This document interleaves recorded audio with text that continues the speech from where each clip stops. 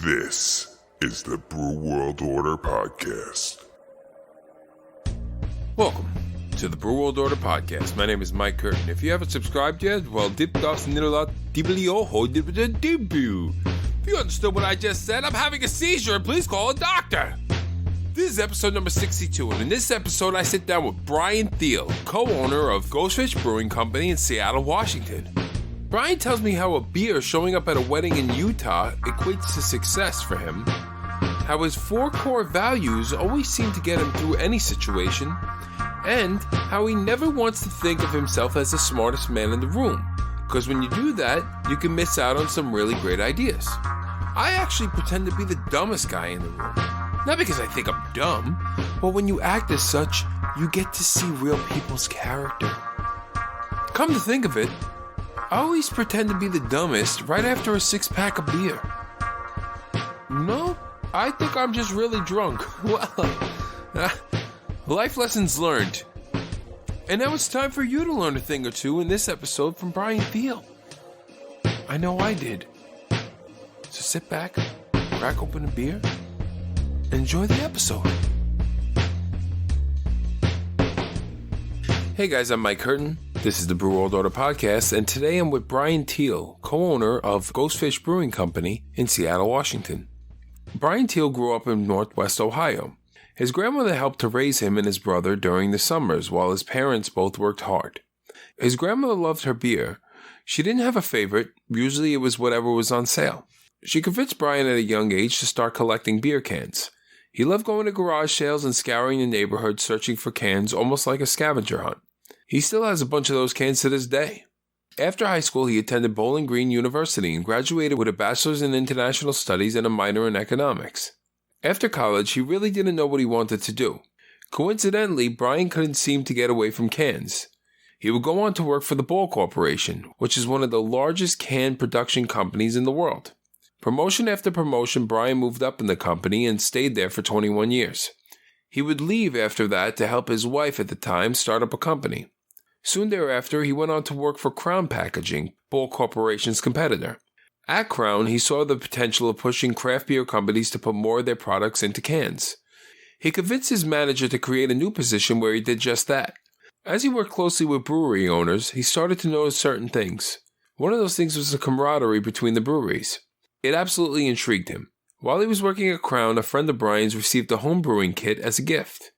They started to brew together, and soon it became more than a hobby when the words, "We should start a brewery," came about. Brian and his partners got to work to make things happen, and in August of 2014, they opened their doors to the public as Ghostfish Brewing Company. And Brian is here with me today. Brian, how's it going, man? It's going great, Mike. Good to be here with you. Yeah, pleasure. Thank you for being on. So, during that process of opening your brewery from the start when you first decided that, yeah, we're going to open a brewery to the moment you opened your doors, what would you say was the most challenging part for you? Well, that's a big question. Right. There's a lot of ways to probably answer that. I'm sure. I would say that really the pressure that we put on ourselves, when you're starting in the startup phase and now looking back on it, it's obviously with a lot more clarity than I had at the time. I mean, first of all, there was a tremendous amount of trepidation as far as what we were doing. I mean, I think starting anything, is this going to work? There was fear about not wanting to be the laughing stock in a city that was full of really highly reputable breweries. Right. There was fear of nobody liking our product, all those things. So that was difficult, but I think it was really the pressure that we put on ourselves to open because, any startup project that is highly capital intensive, like opening of a brewery is, when I remember this continual writing of checks and everything was going out, but there was nothing coming in. Right. And we were off our own plan as far as opening. We had our government license, the TTB license. We had our state of Washington brewery license all in place. And then it was small little mishaps or hiccups and things like that. And a lot of us that were involved in the original project also have some anal tendencies, meaning that, we want things to look a certain way. And I think it was the pressure, to answer your question, it literally was the pressure that we put on ourselves to open, and then feeling like, oh, we're not going to meet that. And what does that mean? Because we have no money coming in. And I remember another brewery owner that I became friends with when I was selling printed aluminum cans to his company came down to visit us, and we were going through this litany of lists in our minds of things that we needed to finish before opening. And he laughed and he said, listen, there's always going to be things to do, but just open the doors. Because if you've got beer, that's all people care about. Like, people like coming in and seeing changes in your tap room. So don't worry about the things. Nobody's going to know that wall needs painted blue and it's green, or whatever and stuff. So I'd say it was really just figuring that out, that, we put a lot of undue stress and pressure on ourselves trying to get open and trying for it to look a certain way when it didn't necessarily need to. Right. So I know you were home brewing for a while, and you had said that you wanted to open a brewery. You kind of mentioned it to each other and kind of told people about it. But what was the exact moment, that aha moment that got the ball rolling?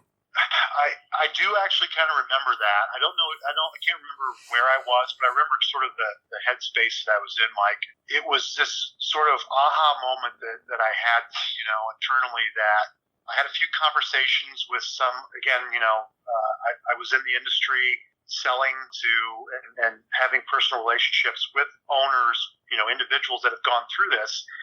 I started asking them, similar to what you've been asking me, what was it like, when you opened this? And what I kind of discovered after talking to about, 10 to 15 brewery owners, different parts of the country that didn't know anything what I was looking to do. I was just sort of, metering these questions into our normal conversations. Right. What I realized is that there were a lot of them. I know there were some that, that went to school and this is what they wanted to do, and they were accomplished homebrewers. And there were others that were similar to me that, were doing other things in their life, and they had a passion for craft beer one way or the other. And those discussions gave me a lot of confidence that I didn't need to possess anything other than what I already had. The experience that I had was just enough, was just fine for what we needed to do. And so I think that was that aha moment for me, over the course of conversations with other brewery owners, discovering that, hey, if they can do it, I can do it. Right. And how did you go about finding the capital to fund your business? Well, there were three individuals that helped to start this company initially, and each one of us contributed an equal amount. And the fourth individual came with a larger bag of money, if you will. And this was somebody that I had a working relationship with and also a friendship with. That connection and his trust and belief in me that brought him into this, combined with what we already had, was the startup money that we needed to get off the ground. Gotcha. Pandemic aside, what was something you never thought you were going to have to deal with when opening a brewery? Wow. How long do we have, Mike? Yeah, right. I think it's anytime that you're in a business that has a specific purpose, and particularly in manufacturing, you might start off thinking, hey, we brew beer, right? Okay, that's all we're going to do. Quickly realize that you also are, you need to put on your IT hat, because you need to be able to process data. You need to know your way around, basically, financial documents. And so then you also need to understand logistics, freight, warehousing, and a whole slew of other things that come along with that. So I don't know if it was necessarily one thing. There was a lot of things that, just sort of cropped up. It's like, oh yeah, I worked 25 years of my professional working career, for fortunately 300 companies. If there was a problem with my laptop, I would literally call our IT department. And I remember the day that my personal laptop stopped working, and I literally thought, oh, I'm going to call, and I had a name in my head from my past, and I'm like, oh, that person doesn't work for me. That person is from my old company. Like, I don't have an IT department.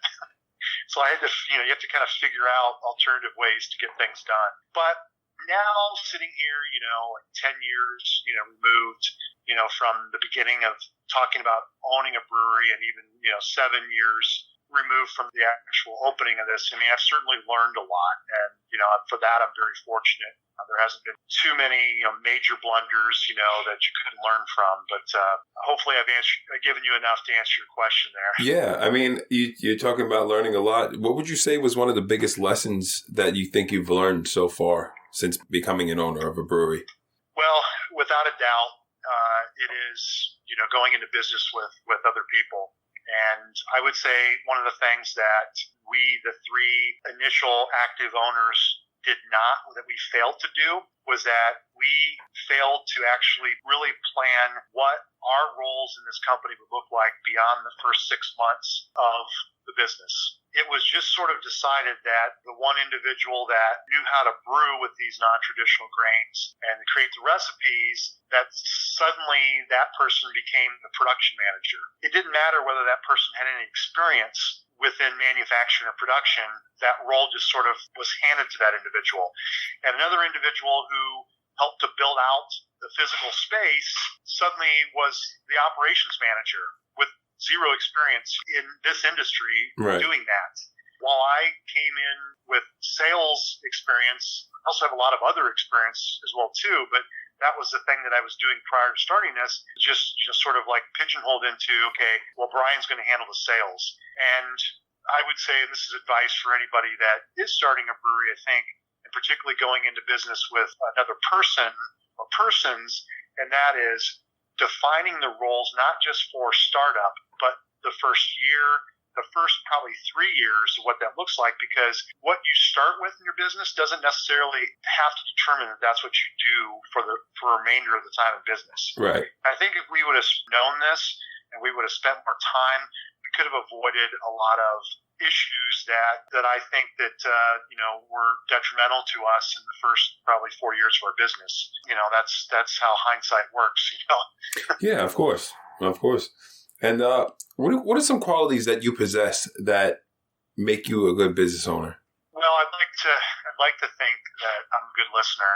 I do tend to talk a lot, right? But I think that before you can really talk about anything, you also need to listen. So one thing that I've learned, not only in this business, but just, throughout my business career, is that to listen first and, sort of the old measure twice, cut once, right. Like actually listen twice, probably is not a bad thing too. It's not just so much to listen once, but maybe to think about, how you could hear things in a different perspective as well too. And I try to put myself into the shoes of people within my operation to say, where's this question or concern coming from? Why would they ask me this? Like what's prompting that? Things like that. Right. I do possess a lot of empathy, so I think that's a business owner needs to have that. But I'm also, some of my team have told me, that I'm a dreamer. And I don't know. That's not a bad thing. It's not a bad thing. Not, but I think that I do dream big. There's not a minute that probably goes by that I don't think about this company.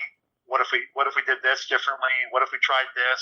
Got these ideas for new beers, new beer, branding, all kinds of stuff. And so it's I think that combined with the spirits that I just never give up. I mean, I'm a kind of go down with the ship type of a guy. And so that combined, with some sort of blind faith, sometimes, is what I think is needed sometimes in business, because there's going to be rough patches. And that's when I really try to listen the most. And to be honest with you, Mike, we have 4 values in this company. And if I could just take just a minute or two to say, like a lot of companies Absolutely. have core values. Right. Myself and the other 2 individuals, which by the way are no longer with this company, so I'm the only remaining owner from the original 3. Okay. But so you're the sole owner, right? No. There are now I believe a total of 13 Ghostfish owners, of which I believe there's 7 of us that are have full ownership. Wow.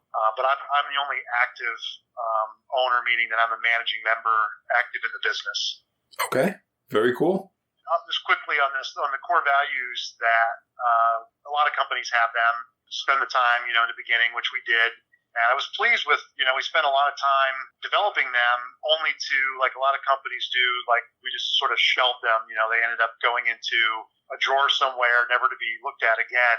in 2019, when I stepped into the managing member position of the company, I pulled them out, dusted them off. There hasn't been a time or an event or anything put me in a stuck position, if you will, like, oh my gosh, what are we going to do? Right. I haven't been able to refer to those 4 simple core values that we have to figure out the answer. Like, the answer is always there for me and stuff. And so I think understanding and believing in those values has really been a guiding light for me, as far as a leader of this company. Gotcha. Speaking of your core values, is there a moment that sticks out for you that was a defining moment of like kind of success that you kind of like had to stand back and be like, wow, like we're doing it. We're really making it. Well, I think success is relative. Right. We've been blessed with a lot of successes in our 7 years of being in business. There's no doubt about that. I credit the talented people that are part of this organization, for any successes that we have. That being said, I'm still having those moments where, I sort of step back and reflect upon where we started from, where we are now.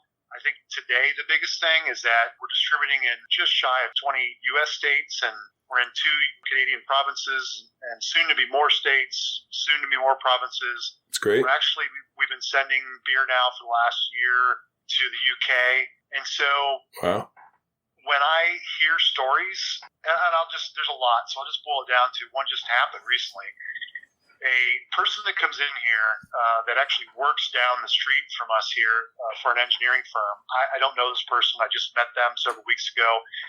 They were in here before the holidays, and they shared with me that their small team loves coming here. None of them are gluten-free, which is typical for our customer base. Right. Again, we cater to people who just like good food and like good beer. But central to this story, this individual said, I got to share this funny story with you. I just came back from a wedding in Salt Lake City, Utah, and the lady who kind of organized, who was part of the family that had a person got married, is a huge Ghostfish fan. And so all the beer there was basically all Ghostfish beer. Like, there's these tubs of all your beer there. And he's like, wow, how did you guys get Ghostfish beer? Now, we do distribute to Utah.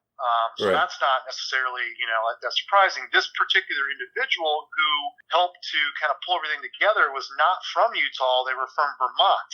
Now, we also distribute to Vermont, but who knows how this person got the beer there? Like, right. The person said, yeah, I had this beer flown in. Did she have it flown in from Washington? Did she have it flown in from Vermont? I don't know. But here's a situation where, I'm standing there listening to this guy telling me that he's been bringing his team here, that he just comes back to Salt Lake City.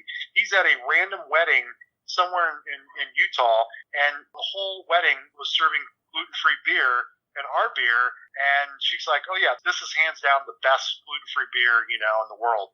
That's awesome. It's like, those stories still just like touch me right to the core. Give you the chills, right? And yeah, it does. And to your question, I guess, to put it in that context, it's like, I don't know, is that a success? I'd say yeah, because, like, if we weren't there, what would they have done? And if they really wanted a good gluten-free beer and Ghostfish wasn't there, so I do take a lot of pride in knowing that, that, hey, we were able to pull that off. But it's still pretty cool, knowing that people that aren't necessarily here in our local, area in Seattle and stuff that are enjoying our beer and having a good experience. And that feels like a win for me. Right. No, absolutely. Completely agree. I mean, like you had stated before, you've been in business for 7 years now, so I'm sure you've built your team up enough to be able to take a break from everything and know that everything's going to be A-okay, especially if you're distributing in that many states and different countries and whatnot. How important would you say is a mental break for you? Well, that's a real interesting question. My team knows that I preach workplace balance. I'm a big believer in that. I may not be the best at following my own advice, right? But I will tell you that I do see the value in it even for myself, because it's easy to get too wrapped up into anything, particularly something that you're passionate with. And I think you can overdo it. You see it in sports, right, where a star who is very capable might try to just take things on too much on themselves and forget about their team. Right. Sometimes it works, but often it doesn't quite go the way planned. And I've seen that where I've tried to do too much, maybe too soon or too much in a too short of a time. And if I just would have stepped back, taken some time, perhaps I would have, come at it a different way. And so I do see the value of clearing your mind, of giving yourself a mental break, coming back at it, with clean, mind, looking at things, from a different way. Right. I'm still working on that for myself. I think probably a lot of entrepreneurs do share the same sort of disease, and that is like FOMO, fear of missing out. Right. Yeah. It is a legitimate thing that I have to be conscientious about for sure. Yeah. No, I love that. And I love the bring up the point of being a star in a team and then, not remembering that you have a team around you to help you and not taking it all on yourself. That's I like that analogy a lot. One quick, follow-up to that, and that is something that I have worked hard, particularly over the last 2.5 years of building the team, because I have never, any time of my life and in my career, have ever thought of myself as the smartest person in the room. In fact, I know that I usually never are. I mean, I just kind of go into it that way, and I'm okay with that. Right. I've been able to be effective in my work life based on building relationships. I'm big on relationships, knowing who the right people are. And so when you, I think, kind of figure that out, take the pressure off of the fact that you have to have all the answers. And I don't. And I do lean on my team, and I talk, the team, they get tired of hearing me say this, but I talk about getting in the barrel. And by that, I mean, it's like a lot of decisions get made by having a few people together, bouncing ideas off, each other, and getting feedback and getting, different perspectives. And I call that kind of getting in the barrel together. Yeah. I'm really excited about the position that we're in, because it hasn't always been that way in this company. And I've worked hard to create a good, solid foundation where we've got competent people that I trust who are also experts in what they're doing, have a lot of confidence in what they're doing. And I think when you're in that place and you believe in your team, there's really nothing you can't do. Right. Yeah. You only know what you know. That's true. That is so true. So, like I said, you've been in this industry for a while now. What do you think's been the biggest change for you in the industry in the last 5 years? Well, there's certainly been, a huge influx of breweries, like pandemic aside, which is obviously put some brakes on the growth, but you had this tremendous growth of people, and everybody's got a story, and I never take away anybody's reasons for getting in this. Right. But I have seen from the perspective of being in a position of selling packaging materials to breweries and getting to know owners, from that side of it, and then now being on the same side of it, running this business, I think that there were a lot of people getting into this, specifically the brewing industry, that perhaps were great homebrewers, probably, got a lot of, high fives and slaps on the back and accreditation, from the local audience, that their beer was really good. And the next logical step is to open up a brewery, and probably for some of the same reasons I said to you earlier. It's like you start talking to enough people, and it's like, well, geez, they don't really possess much more experience than what I do, and so I think I can do this. And without necessarily regard for the business side of it. And that's something that I would stress and underline for anybody, and I try to, anybody that will listen to me that wants advice as far as starting a brewery, is just to really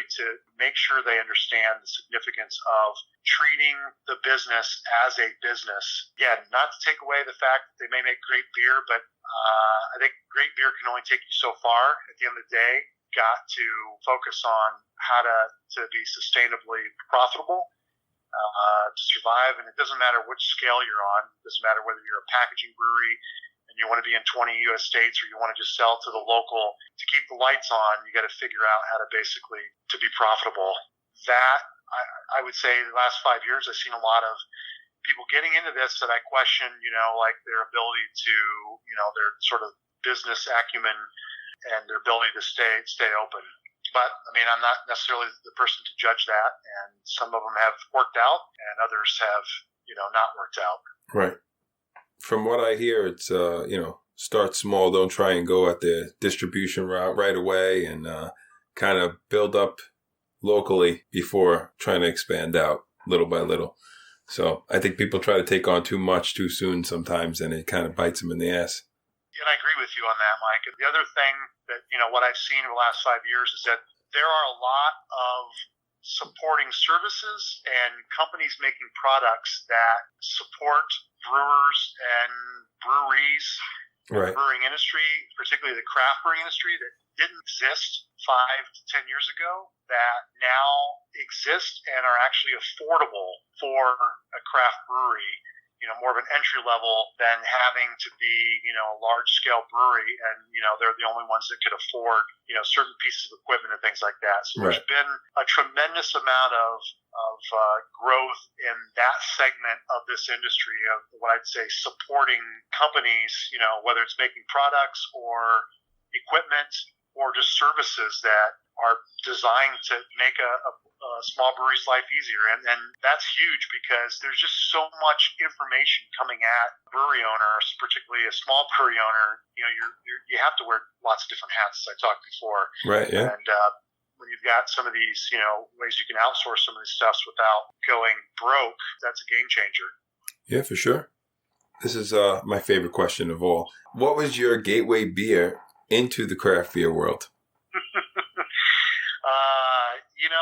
I've been asked this before, and I would say New Belgium Fat Tire probably was my gateway beer.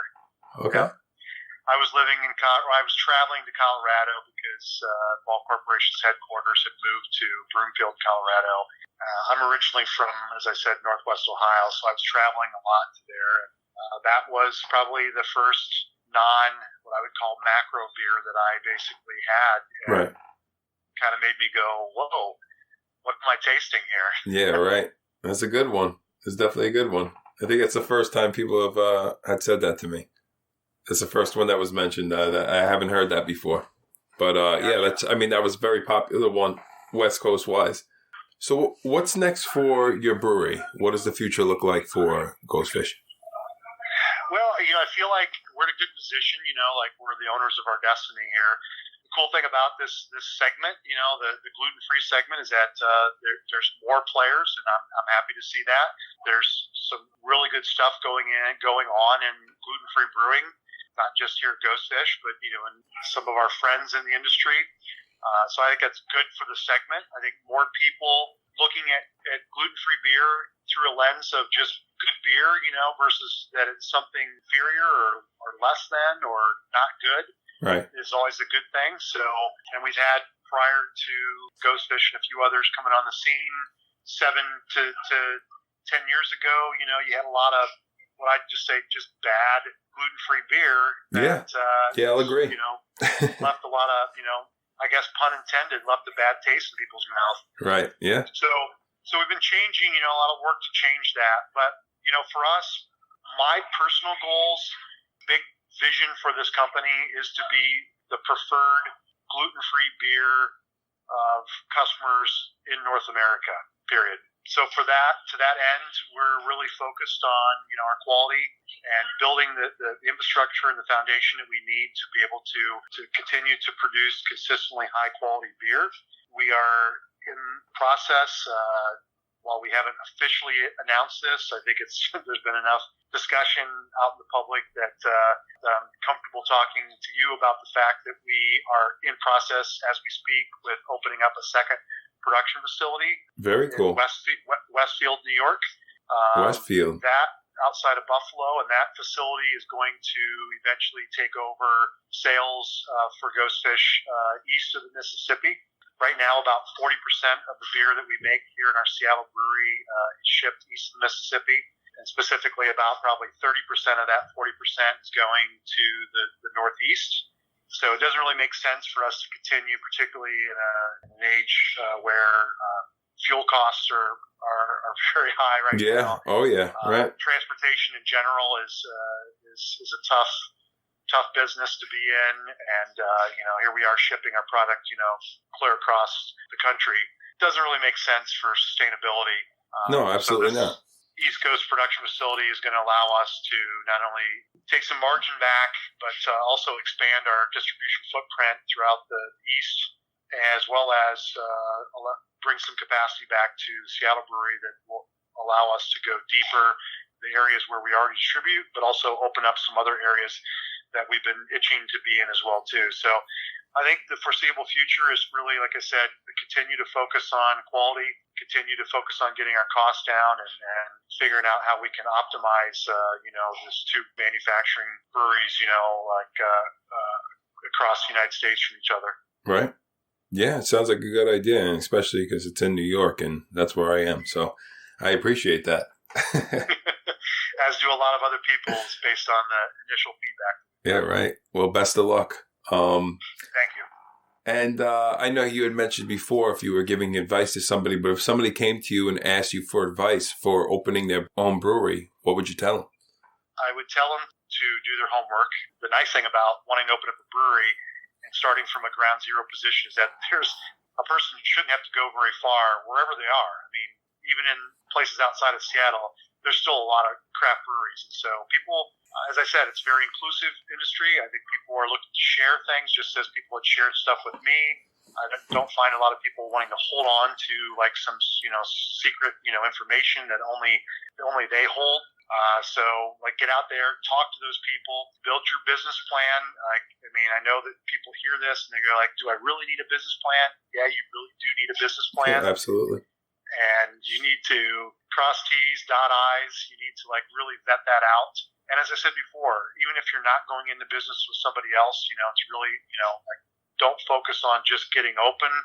Think about in the first 30, 60, 90 days, what does the first 6 months, the first year, the first 3 years really look like, and really try to map that out the best it can. And the last piece of advice I would say is that whatever amount of money you think that you're going to need, add to that, because you're absolutely going to need more. I've heard that one many times, but yeah, definitely set small goals is seems like a very important thing, I'd say, the last thing I would add to that, Mike, is that, if you're passionate, I also wouldn't tell somebody to worry too much about, they say, don't sweat the small stuff. Sure, smallest little things to take you down. But if you have a true passion in something and you believe in yourself, I think that's like the personal foundation that anybody needs to start any business. From there, there's a lot of resources, there's a lot of tools, there's a lot of things that anybody can do in any walk of life, even whether it's brewing or not. But you have to believe in yourself and you have to believe in what you're doing. Absolutely. And the thing that's guided me is that I've always believed in this product. I've always believed in what we're doing. And if I didn't have that, I doubt I'd have this level of confidence even talking to you. Right. Absolutely. Not to say set your goals small. I mean, when you say have a plan for 3 months, 6 months, a year, set those small goals, not to be oh, I need to reach the mountain right away. It's, those small steps that get you where you need to go, Absolutely. How do you eat an elephant? One bite at a time. Right. And did you happen to have a funny story for us? Wow. How do you choose? Yeah, right. I'm sure. In 7 years' time, I'm sure. I thought about this, and I'll share one. As I've shared with you previously, that admittedly, I'm not a good brewer. I am not the person that is brewing the beer at Ghostfish. My claim to fame is that I like to tell people that I hire the people that brew the beer. So right. That's as close to as I come. I mean, I understand how to brew beer and what it takes, but you start talking beer geek, technical, brewing stuff, and I'm out. But in the beginning, myself and my business partner and the other founder of Ghostfish, when we were home brewing, at that time, I was living in an old beach house that was built in the late 40s, and it was built on a bulkhead right on the Puget Sound and at the mouth of the port of Tacoma, which is a very active port on the West Coast. So you have all these big cargo ships basically passing by. It's pretty majestic because you got the Olympic Mountains in the background, and you got this huge body of water, these huge ships coming in and out and stuff. Right. So we did a lot of initial home brewing there at that place. And at one particular time, we didn't have the equipment. Here's the other thing too, we didn't have the fancy equipment. We really were pretty ignorant in a lot of things. And so instead of having a wort chiller, we had to conventionally figure out how to chill the wort down before we pitched the yeast. So we had the beer in a carboy, thought about, obviously filling the tub with ice. We didn't have any ice. We didn't feel like going and getting ice and everything. So it's like we were at a very low tide. I remember saying, well, why don't we just take this carboy out and position it? The water was about knee deep. Let's just position this thing there in the cold water, because the waters in the Puget Sound stay year round about 40 degrees. Right. So like, let's just let the, Mother Nature, let's let the water chill this thing down. And so we put it out there. Everything was fine. I don't know, we got doing something else, and, probably more time went by than what we thought. And next thing we know, we're like, hey, should we go check on the carboy and see, how it's going along? This thing's floating out into the water. Like, high tide had came in, like it normally does, right. Twice a day. And literally just swept this keg right. out into the water. And so now we're actually like swimming, trying to get this thing, trying to save it from being, swept out to sea. Screaming out, Wilson? Exactly. Yeah, that's the visual, stuff. This. So we had a good laugh. I don't think I've told the story, too many times, but because it was kind of embarrassing to us at the time. But looking back on it, it was pretty funny, that we even did that and then forgot about it and then almost lost it and stuff. Right. I can't even remember if the beer turned out any good. I would say that it probably didn't, but maybe we should have just floated out to sea and been forgotten about. Yeah, right. Is that where you guys got your name from? That it was just like a... Well, yeah, not that experience, but it was, since you asked that question, it's the number one asked question, where did the name Ghostfish come from? Right. I did have a friend who, ironically, is now a Ghostfish owner that was visiting at the time, around that same time. Key to the story is that my business partner and co-founder and I, at the time, were in the headspace of trying to come up with names. So we had pages upon pages of like names for breweries, some that we thought were cool, some that were maybe a little cool, but some probably were really not cool, and nothing was just really getting us excited. And so fast forward, I had this friend visiting. We went out, had dinner. I let people know we had like 1 pint, 2 pints maybe at the most. This was all pre-cannabis, Okay. All right. Cannabis is legal in the state of Washington. Fair enough. Pre-cannabis, so no funny business there. All right. And he was standing out on the bulkhead, and he came inside. He looked disheveled, and I said, "Hey, what's up?" And he's like, "Hey, I just saw this glowing fish in front of your house." And of course, I called him crazy. Went out, stood on the bulkhead for about 30 minutes. Didn't see anything. Was just really out there to humor him. And then right before I went in, this large glowing object swam, lighted really under the water past us. Hair on my arms is standing up. I look at him. He's already flipping me off because he's got so much grief. And he's like, "I told you so." And so we did something that I don't recommend really anybody to do, but it's probably the number one thing that we all do when we don't know something. We go and Google it or, look it up on the internet. And so you're going to find a bunch of crazy stuff. And we Right. did. All this would have been cleared up had my wife at the time been home, because she has a master's in biology. All right. What we didn't know at the time was what it was. But the next day, I called my business partner and told him the story, and even prefaced it saying, "Listen, I already know you're going to give me a lot of you-know-what." Right. But I went ahead and told him anyways, and I must have mentioned at that time a glowing ghost fish. He had a good laugh, hung up the phone. About an hour later, the phone rang. I picked it up. He literally led the call off saying Ghostfish Brewing Company. And I said, "I love it." I love it. And Yeah. we created the logo. I mean, it evolved, from where it is to where it is today. But, we had a vision of what we thought it was. And we sort of built, the brand around that one story. When I tell the story, I tended to leave out the fact people are always like, "Well, what was it? What was it?" Like, I don't really know what it was. Right. I know what I saw. But again, back to my wife being there, probably would have put some perspective to this. It probably was all the bioluminescence in the water. Possibly, It yeah. likely was like a mud shark or maybe a harbor seal or something that had stirred up all these dinoflagellates that exist in the water that Right. emit light when they're in danger. And who knows? But our staff has a lot of fun kind of telling their own versions of that story today. Right. That's, for your listeners, that is the original story of how we became Ghostfish Brewing Company. We'll just chalk it up to it was a ghost fish. Yeah, I like to say that it does exist, and it's out there swimming in a sea near you. Right. and I have a little segment called Quickfire 5. 5 quick questions, beer related. Ready? Let's do it. Somebody comes into your brewery. What's one of the beers you'd recommend they try? I would say that it would be a miss if they came in and didn't try our Watchstander Stout. All right. Beer that I'm proud to say is won 2 Great American Beer Festival gold medals. Very nice. Over the span of 6 years. And it's a style that you don't find many stouts in the gluten-free world and many good gluten-free stouts. Right.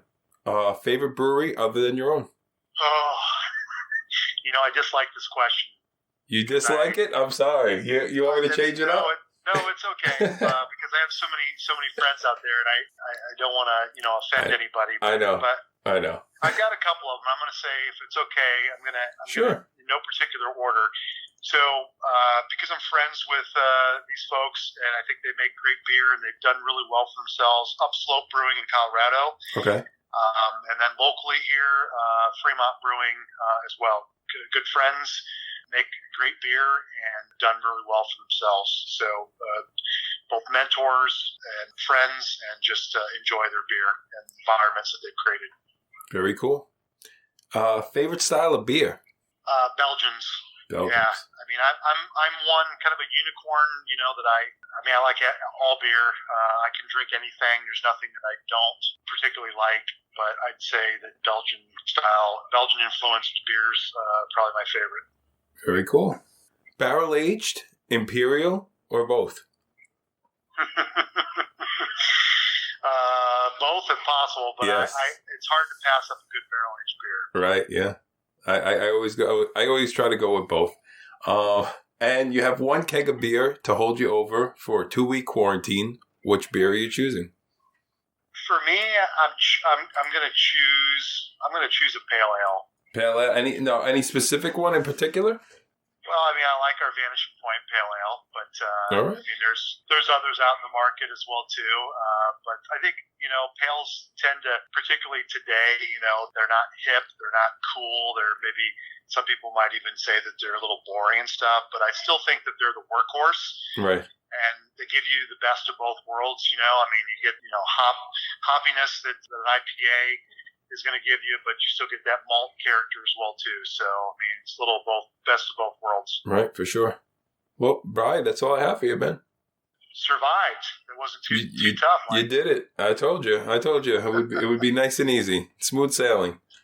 Well, it's been a pleasure speaking with you. I've enjoyed this. You've asked some really great questions. I think you're doing a really great thing with your podcast, and I'm glad that we were able to make this work.